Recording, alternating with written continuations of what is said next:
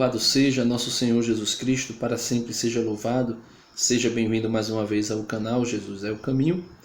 E hoje nós estaremos concluindo a série Idolatria e o Primeiro Mandamento.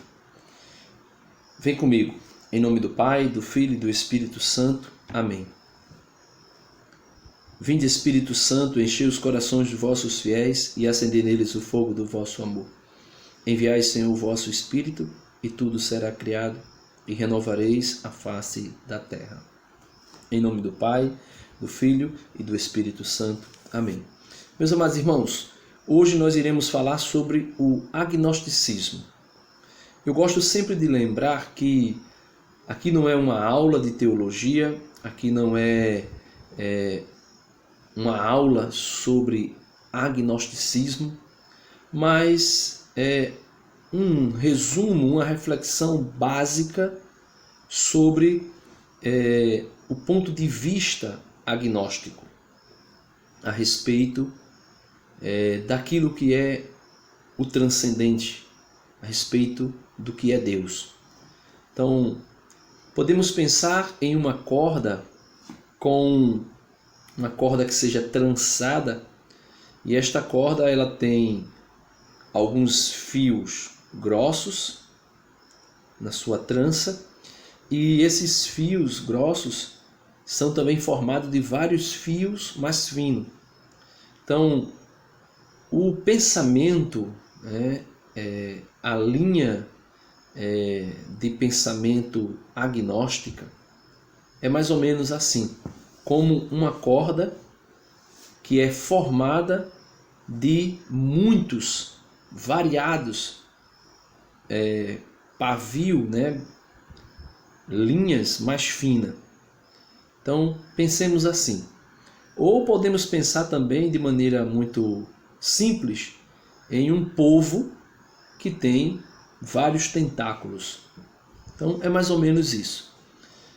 Eu gosto sempre de usar o Catecismo da Igreja como base para essas reflexões.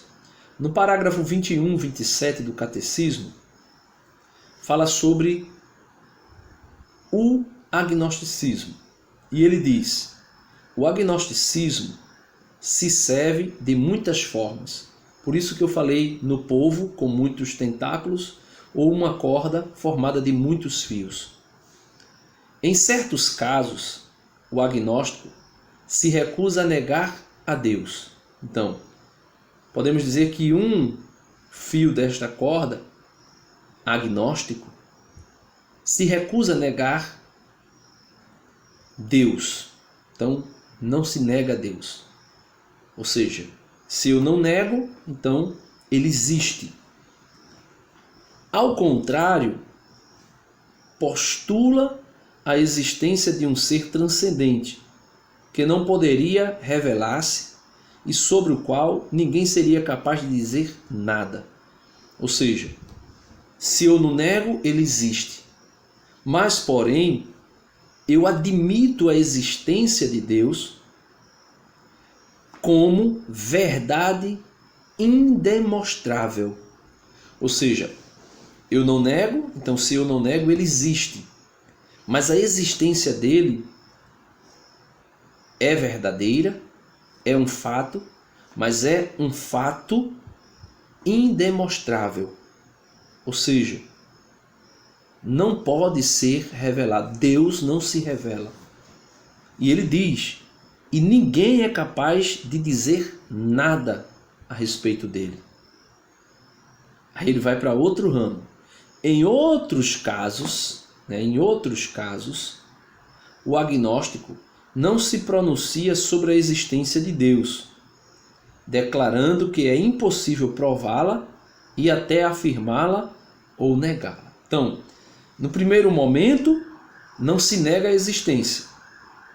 Em um segundo aspecto, deste primeiro momento, ele existe, mas ele é indemonstrável, ele não se revela, porque ele é transcendente.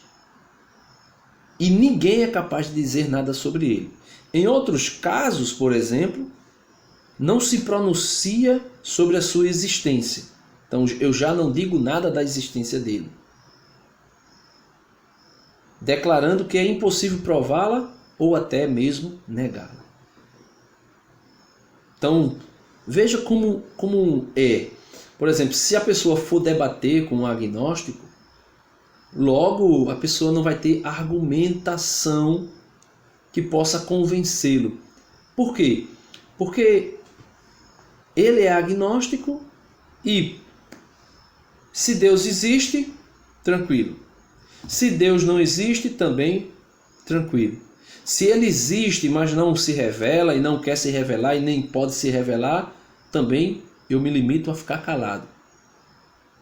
Só que no parágrafo 21, 28, revela-se algo a respeito do agnosticismo, que aqui está o motivo pelo qual tantas ramificações dessa ideologia, desse pensamento. O agnosticismo pode, às vezes, conter certa busca de Deus. Então, pode-se até buscar Deus. Como? Aí vai ficar a critério de cada um. Mas pode, igualmente, representar um indiferentismo, uma fuga da pergunta última sobre a existência e uma preguiça da consciência moral. Então, eu fujo, da pergunta última sobre a existência, de onde eu vim, o que eu estou fazendo aqui, para onde vou. Eu fujo de fazer esse tipo de pergunta, porque logo que eu faço esse tipo de pergunta, de onde eu vim, quem eu sou, aonde eu estou, qual o meu fim, para onde eu vou, se eu faço essas perguntas, logo eu serei direcionado para Deus. Indiretamente e inevitavelmente, eu serei direcionado, eu serei conduzido para Deus, porque nós sabemos que Deus é o fim último do homem. Deus é o início do homem. Então, Jesus mesmo disse: eu sou o alfa e o ômega, ou seja, tudo se inicia em mim e tudo termina em mim. Por isso diz o evangelista São João no seu prólogo do Evangelho: tudo foi feito por ele, e sem ele nada teria sido feito. E João também no Evangelho diz: ele é o princípio e o fim. Ele é o alfa e o ômega. E o catecismo conclui a respeito do pensamento agnóstico dizendo o seguinte: com muita frequência, o agnosticismo equivale a um ateísmo prático. Ou seja, ser agnóstico é a mesma coisa que ser um ateu na prática. Em certos casos, Com muita frequência, o agnosticismo equivale a um ateísmo prático. Então é mais ou menos isso. Eu conheci uma pessoa que trabalhou comigo em um restaurante e ela me falava que acreditava em um ser superior, em um ser transcendente, mas que não era possível dar características desse ser. Mas que não era possível ninguém compreender esse ser, porque a mente humana é incapaz de compreendê-lo. De fato, isto é uma verdade. A nossa razão, depois do pecado de Adão e Eva, foi limitada pela desordem que foi causada em nós de um conhecimento pleno de Deus. Mas um dia, depois de ressuscitado e glorificado, nós iremos contemplar Deus e conhecer Deus tal como Ele é. Tal como Ele é. Então, aquela amiga de trabalho, ela dizia isso. Você define Deus. Você diz que Deus é alguém. Eu porém, digo que existe uma força transcendente, um ser inteligente que tudo fez, que tudo criou, mas que não é denominado, que não existe um nome para ele.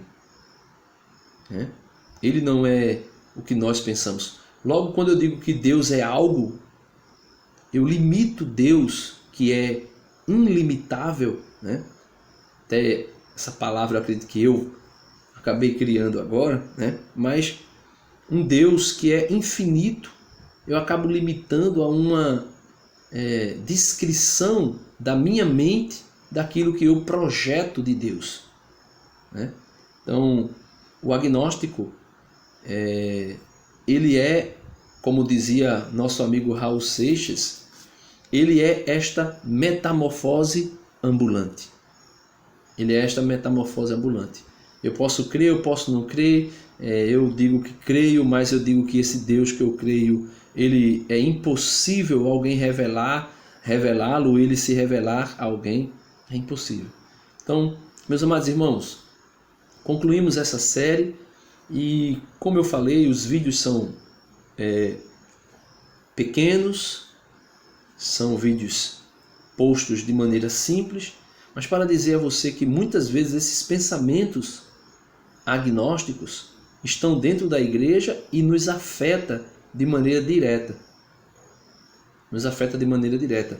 Porque quando nós começamos a pensar, né, de maneira agnóstica, nós caímos nesse pecado.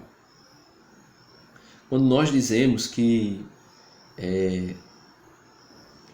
Deus está em tudo, que Deus é tudo, quando nós dizemos que Deus ele é insondável, e de fato ele é, mas quando eu digo assim de maneira tal, colocando como se de fato Deus não tivesse se revelado.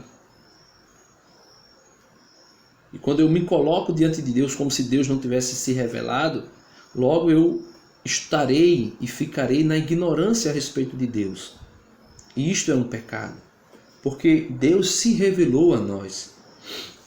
Ele fez uma aliança com o homem.